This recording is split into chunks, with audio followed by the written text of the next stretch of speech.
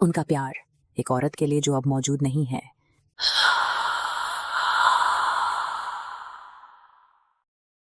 एक पिच काले जंगल की कल्पना करें।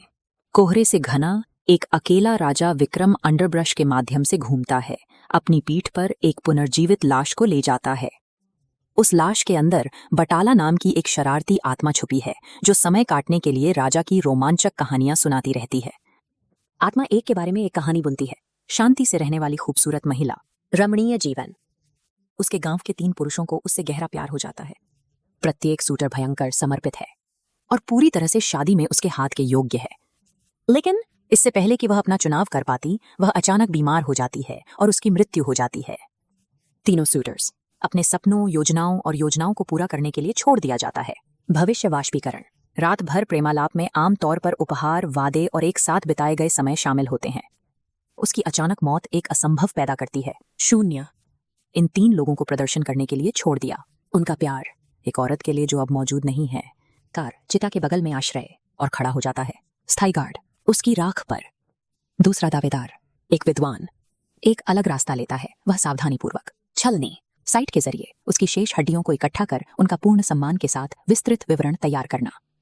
तीसरा दावेदार एक तांत्रिक वास्तविकता को पूरी तरह से अस्वीकार करता है। वह निषिद्ध अंधेरे कलाओं में गहराई से डुबकी लगाता है, मृत्यु को उलटने का रास्ता खोज रहा है। वह एक जटिल अनुष्ठान को पूरा करने में महीनों बिताता है। वह डाले गए तत्वों को इकट्ठा करता है, मंत्र, और यह आश्चर्यजनक रूप से काम करता है। उसकी आत्मा शून्य से वापस आती है और वह अपनी आंखें खोलती है। प्रत्येक आदमी ने खुद को पूर्ण सीमा तक धकेल दिया। नुकसान के लिए उनकी अलग अलग प्रतिक्रियाएं। उन्हें सत्यापित किया भक्ति, लेकिन उसे वापस लाने से वे निकल पड़े। दावों का एक विनाशकारी टकराव। दूसरा, वह अपने पहले लेता है। सांस लें।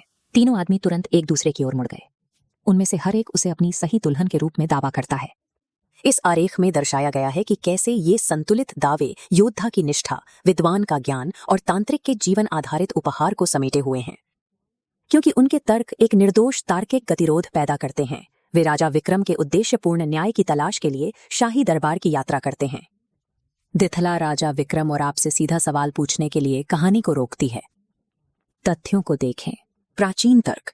वास्तव में उससे शादी करने का हकदार कौन है? इसे हल करने के लिए आपको उनके चमत्कारी कार्यों के पैमाने को अनदेखा करना होगा। इसका उत्तर प्राचीन नियमों में है। कर्तव्य। राजा विक्रम मामले की सुनवाई करते हैं और एक फर्म देता है फैसला। योद्धा एकमात्र सूटर है जो शादी में उसके हाथ का हकदार है।